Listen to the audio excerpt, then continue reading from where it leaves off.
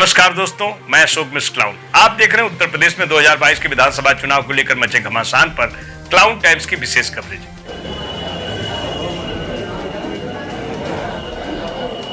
नमस्कार दोस्तों, आप देख रहे हैं उत्तर प्रदेश में 2022 के विधानसभा चुनाव को लेकर मचे घमासान पर क्लाउन टाइम्स की विशेष कवरेज। इस वक्त हमारे साथ हैं सुप्रीम कोर्ट के प्रख्यात अधिवक्ता भानु प्रताप सिंह। पहले तो क्लाउन टाइम्स में आपका स्वागत है। शुक्रिया, बहुत बहुत शुक्रिया। रात के 9:30 बजने को है। इस वक्त मैं वाराणसी शहर उत्तरी के समाजवादी पार्टी के प्रत्याशी अशफाक अहमद डब्लू के केंद्रीय कार्यालय पे हूँ, जहाँ काफ़ी गहमा गहमी है। और यहाँ पे वकील साहब, मैं सबसे पहले तो मैं ये जानना चाहूँगा कि इस बार समाजवादी पार्टी का चुनावी मुद्दा क्या है? इस समाजवादी पार्टी का चुनावी मुद्दा बहुत साफ है। शिक्षा उनका मुद्दा है, रोजगार उनका मुद्दा है, लोगों को दवा, डॉक्टर, अस्पताल मिल जाए, ये उनका मुद्दा है। जो किसान हैं उनको उनका हक मिल जाए, जैसे गन्ना किसान है उसको 14 दिन में उसका पेमेंट मिल जाए, बकाया पेमेंट जो उसका पड़ा है वो मिल जाए, ये उसका मुद्दा है। उसको खाद मिल जाए, जैसे माननीय अखिलेश यादव जी ने बहुत स्पष्ट रूप से घोषणा की है कि जो जिनके पास 10 बीघा ज़मीन है, 2 एकड़ के जो किसान हैं, उनको यहाँ पे साल में 2 जो कट्टे हैं डीएपी खाद के और 5 कट्टे यूरिया के उन्हें दिए जाएं, ये उनका मुद्दा है। साथ में मजदूरों का मुद्दा है, साथ में जो पुरानी पेंशन का मुद्दा है जो 2004 में ख़त्म कर दी गई थी अटल बिहारी वाजपेयी जी की सरकार में, उनको पुरानी पेंशन मिल जाए, बहाल की जाए, ये मुद्दा है। तो जनता से जुड़े हुए मुद्दे हैं वो इस बार समाजवादी पार्टी और गठबंधन के मुद्दे हैं। वकील साहब, सूबे की योगी सरकार का जो मुद्दा है, अयोध्या में राम मंदिर, काशी विश्वनाथ धाम के भव्य और दिव्य मंदिर का लोकार्पण, कश्मीर में धारा 370, 3 तलाक, ये जो मुद्दे हैं जिससे हिंदू मतों का ध्रुवीकरण होगा, इस मुद्दों का मुकाबला कैसे आप करेंगे? नहीं, ये मुद्दे फेल हो चुके हैं। आप 5वें चरण का चुनाव अब परसों होने जा रहा है। आज उनकी जो है प्रचार खत्म हो गया 5वें चरण का। पिछले जो 4 चरण हुए हैं, उन 4 चरणों में बीजेपी औंधे मुंह गिरी है और पहले चरण से लेके 4 चरणों तक आज की तारीख में तकरीबन हम 200 को टच कर रहे हैं। इतनी बड़ी संख्या में जीत हो रही है और मैं विश्वास के साथ कह सकता हूं 3/4 बहुमत से जीत होनी है। बल्कि मैं आपको और इसके आगे कहता हूं, जो मैंने लोगों का जुनून देखा है, मैं इसे जुनून कहूंगा, भारतीय जनता पार्टी को उखाड़ फेंकने का और समाजवादी पार्टी को सत्ता में लाने का जो जुनून है। परसों मैं बाराबंकी में माननीय अखिलेश यादव जी के साथ में था, कुर्सी विधानसभा में।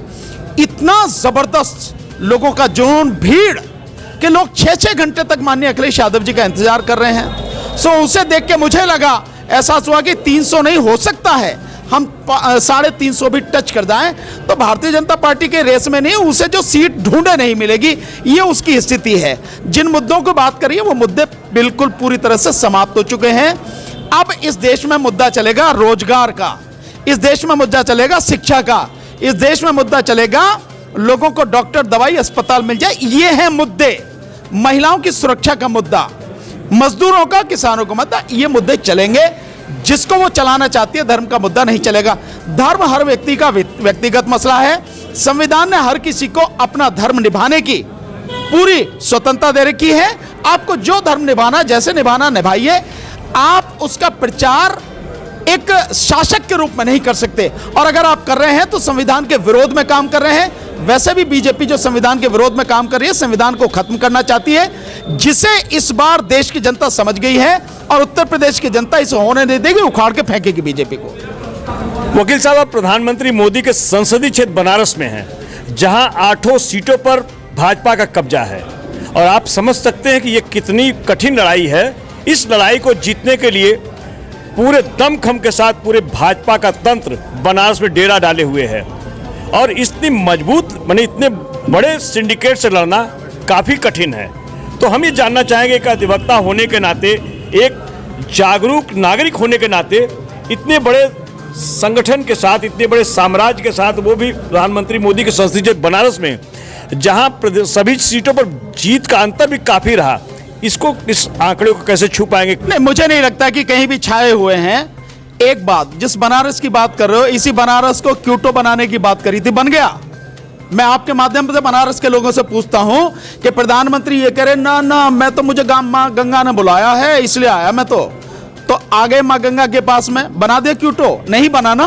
प्रधानमंत्री मोदी के स्मार्ट सिटी बनारस में जिस ढंग के बदलाव का वो लोग दावा कर रहे हैं, आप भी बनारस में आए तो आपको कुछ बदलाव नजर आया या नहीं आया? ऐसा कोई बदलाव कहीं दूर दूर तक नहीं है। स्मार्ट सिटी होता तो इतना गंदगी जो आप देख रहे हैं पूरे बनारस में वो नहीं होती, और स्मार्ट सिटी की और भी सारी चीजें होती हैं। पहले तो इसको शहर को वैसे ही ठीक ठाक कर लो, स्मार्ट सिटी तो बहुत दूर की बात है। दूसरी बात, 1 मिनट, 24 घंटे बिजली ये सरकार दे रही है, उसका कहना हम सबका साथ सबका विकास की बात करते हैं। गरीबों को मुफ्त राशन दे रहे हैं, मुफ्त मकान दे रहे हैं, मुफ्त शौचालय दे रहे हैं, उसमें हिंदू मुस्लिम कोई भेदभाव नहीं कर रहे हैं। इस पर आप क्या कहना चाहेंगे? देखिए ये कहने की बातें हैं। अगर वो राशन दे रहे हैं गरीबों को तो वो राशन जितना दे रहे हैं वो भीख ही है, इससे ज्यादा कुछ नहीं है। आपने लोगों के रोजगार खत्म कर दिए, लोगों की 5,000, 10,000, 20,000 तक के आपने रोजगार जो थे वो पूरी तरह से खत्म कर दिए, और आप 100 रुपए का राशन दे रहे हो। तो क्या आप एहसान कर रहे हो? और फिर जिस राशन को दे रहे हो उसके लिए कानून बना था 2013 में, जिस समय मोदी सरकार नहीं थी, कहीं दूर दूर तक नहीं थी। मोदी 2014 में आए, कांग्रेस की सरकार थी केंद्र में, तब ये कानून बना, और उत्तर प्रदेश में माननीय अखिलेश यादव जी की सरकार थी। तो ये जो कह रहे हैं उस समय 82% लोगों को कम कीमत पर अनाज देने के लिए कानून बना था, तो उस कानून के तहत दे रहे हैं। दूसरी बात, जितने का अनाज दे रहे हो उससे ज्यादा का थैला है जिस पर फोटो चिपका रखी है, तो प्रचार ज्यादा है काम कम है आ रही है। अखिलेश की सरकार में जब लैपटॉप बांटा गया था उसमें भी पार्टी का प्रचार ही था और लैपटॉप भी था। तो ये तो जो सरकार है वो करेगी ऐसा नहीं। तो फिर आप में और उनमें अंतर क्या रहा? फिर आप क्या बता रहे हैं आप?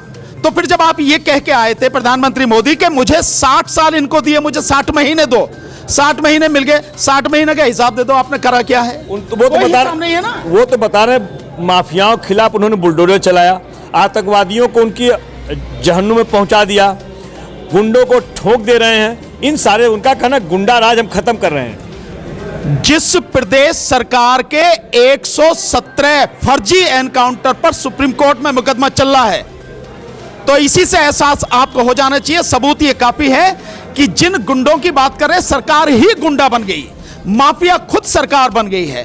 तो वो सरकार जो खुद माफिया बन गई है वो माफिया राज को खत्म करने की बात कर रही है। बहुत दूर नहीं है गोरखपुर में एक व्यापारी को मारा गया, उससे उसके पुलिस वाले ने पैसे वसूली के लिए, उसका कोई कसूर नहीं था, और एक तरफ उसकी लाश पड़ी है, दूसरी तरफ उसी व्यापारी की पत्नी को जो एसपी है और डीएम है वो दोनों मिलकर ये कह रहे हैं कि भाई समझौता कर लो, मुकदमा करने से कुछ नहीं होगा। इतनी बेशर्मी हमने पहली बार देखी, ऐसा किसी और राज्य में हमने अब तक देखा नहीं।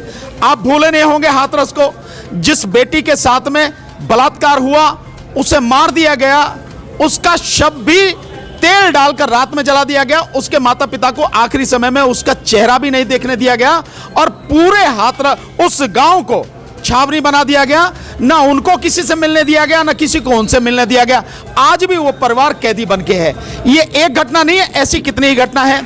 ऐसा ही जो कत्लेआम हुआ इलाहाबाद में हुआ, ऐसा ही लखनऊ में हुआ, आप शाहजहांपुर लखीमपुर खीरी को बोले नहीं होंगे, जो किसानों का कत्लेआम हुआ, और वो जिस व्यक्ति ने षड्यंत्र रचा और जिस उसके बेटे ने जो किया, बेटे को 2.5 महीने में जमानत मिल गई और बाप अभी गृह राज्य मंत्री है, उसका कुछ नहीं हुआ। तो ये जो कत्लेआम जिस तरह का किसानों का हुआ और जो पूरा किसानों ने भुगता, मजदूरों ने भुगता, वो किसी से छुपा नहीं है। और जिनकी बात कर रहे हो आप, एक पर्टिकुलर समाज के जो लोग हैं उनके प्रति आपने ये सारी चीजें दिखाई हैं। जो आपकी अपनी जाति के, जो मुख्यमंत्री की जाति के जो बदमाश हैं, माफिया हैं, वो खुले घूम रहे हैं, उनमें एक का नाम या किसी का भी नाम लेने की जरूरत नहीं, आप हर नाम जानते हैं। तो अगर आप समान रूप से कार्रवाई करते तब तो समझ में आता कि आपने निष्पक्ष रूप से कार्रवाई की। और जहां तक रही आपको ये देने की बात है कि हमने ये दे दिया फ्री, ये दे दिया फ्री, जो तुम्हारे पास पैसा है तुम्हारे बाप का पैसा नहीं है, ये इस देश की जनता का पैसा है, टैक्स पेयर का पैसा है।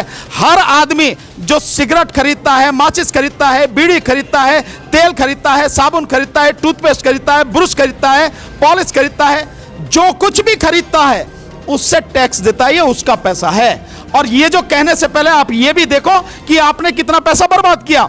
जो अयोध्या में आपने इसी साल 11 लाख दिए जलाए, एक दिन में 1000 करोड़ रुपए आपने बर्बाद कर दिया। क्या मिला उससे? 4 घंटे में दिए बुझबुझा के खत्म हो गए 1000 करोड़ रुपया। इसके तो इलाहाबाद में 5000 करोड़ जो है आपने भट्ट कर दिए, और जिस डीएम ने घोटाला किया कुंभ में, उसी को डीएम बना दिया आपने गोरखपुर में। वकील साहब, जो बात आप कह रहे हैं बात आपकी लाजमी है, लेकिन उनका कहना कि हम कब्रिस्तानों की दीवारें बनने नहीं देंगे। अब पिछली सरकारें दीवारें बना रही थी, जीरो टॉलरेंस की सरकार बात करती है, भ्रष्टाचार बताते हैं हमारी सरकार में कोई भ्रष्टाचार है ही नहीं है। इन सवालों पर थोड़ा जवाब दे दीजिए। नहीं, किस भ्रष्टाचार की बात करो? मैंने अभी बताया, जब तुम जिस कुंभ की बात कर रहे हो वो तो तुम्हारे धर्म से जुड़ा हुआ है, उसमें तुम इतना भयानक भ्रष्टाचार कर रहे हो। और जिस भ्रष्ट आईएएस ऑफिसर ने वो भ्रष्टाचार में शामिल था, उसने तुम्हें जो वहां बना दिया, कलेक्टर बना दिया अपने गृह जनपद में जाके ले जाके, तो ये भ्रष्टाचार नहीं है? जब कोरोना हुआ, मास्क में भ्रष्टाचार, थर्मोमीटर में भ्रष्टाचार, ऑक्सीमीटर में भ्रष्टाचार, जो आपका पल्स मीटर है उसमें भ्रष्टाचार, जो किट है कोरोना की उसमें भ्रष्टाचार, कौन कौन सी ऐसी चीज है, वेंटिलेटर में भ्रष्टाचार, हर चीज में भ्रष्टाचार। और दूसरा आप देखो, यंगेस्ट इंडिया करके एक कंपनी है जो इस समय उत्तर प्रदेश सरकार के कई विभागों में काम कर रही है। जिस दिन उसके घोटाले और भ्रष्टाचार की चीजें खुलेंगी, सारे भ्रष्टाचार अब तक के जो हुए सब पूरे नेपथ्य में चला जाएंगे। इतना भयानक भ्रष्टाचार है, हर किसी को मालूम है। जो इनके जो सीनियर आईएएस ऑफिसर बैठे हैं, जिस तरह से भ्रष्टाचार कर रहे हैं, यहां तक कि जो आप होर्डिंग लगवा रहे हैं, जो प्रचार कर रहे हैं, मतलब ये अजीब बात आपने देखी होगी, मुख्यमंत्री उत्तर प्रदेश के प्रचार हो रहा वहां पे, वहां आपके बेंगलोर में प्रचार हो रहा, मध्य प्रदेश में प्रचार हो रहा, दिल्ली में, पूरा पाट रखा देश। भैया यहाँ की बात करो ना, आप यहाँ के मुख्यमंत्री हो, मुख्यमंत्री प्रधानमंत्री तो नहीं है ना। ये जो सारे घोटाले हैं, आएगा समय जिस समय खुलेंगे और उस समय पता लगेगी कि कितने बड़े बड़े घोटाले इन्होंने किए हैं। तो ये रहे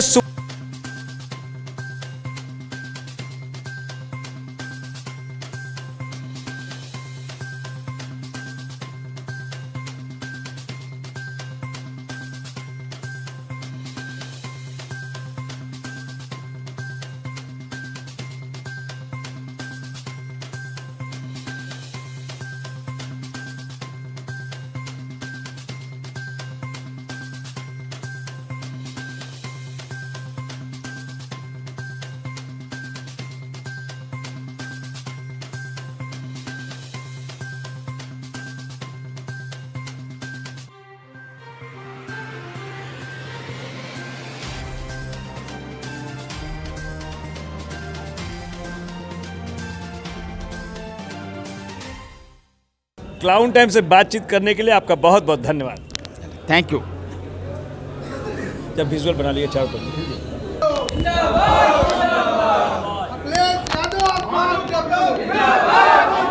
में किस प्रकार की लड़ाई है, कैसे आप लोग चुनाव जीतेंगे?